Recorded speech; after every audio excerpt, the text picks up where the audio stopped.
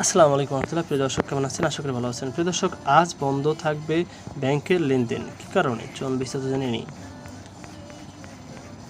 প্রিয় দর্শক, আজ বুধবার 1 জুলাই ব্যাংক হলিডে। এদিন ব্যাংকের সব ধরনের লেনদেন বন্ধ থাকবে। একই সঙ্গে বন্ধ থাকবে শেয়ার বাজারেরও লেনদেন। তবে বাংলাদেশ ব্যাংক সহ সব তফসিলে ব্যাংকের প্রধান কার্যালয় এবং কিছু গুরুত্বপূর্ণ শাখা সীমিত পরিসরে খোলা থাকবে। এসব কার্যালয় শুধু প্রশাসনিক ও হিসাব সংক্রান্ত কাজ পরিচালিত হবে। গ্রাহকদের কোনো ধরনের ব্যাংকিং সেবা দেওয়া হবে না। বাংলাদেশ ব্যাংকের সংশ্লিষ্টরা জানিয়েছে, প্রতি বছর 1 জুলাই ব্যাংক খাতে অর্ধবার্ষিক সমাপনী হাফ ইয়ার ক্লোজিং উপলক্ষে ব্যাংক হলিডে পালন করা হয়।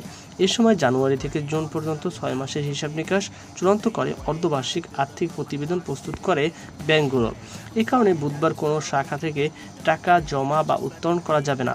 বন্ধ থাকবে চেক নিষ্পত্তি, ডিমান্ড ড্রাফট, পে অর্ডার সহ শাখা ভিত্তিক সব ধরনের ব্যাংকিং কার্যক্রম। তবে এটিএম কার্ড ভিত্তিক লেনদেন ও মোবাইল ফিনান্সিয়াল সার্ভিস MFS স্বাভাবিকভাবে চালু থাকবে।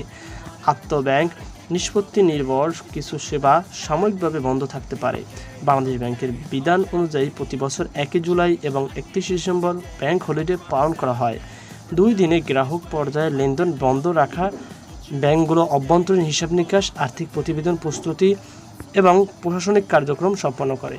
তো প্রিয় দর্শক, এই ছিল আমাদের সর্বশেষ আপডেট। সকল বার্তা আল্লাহ হাফেজ।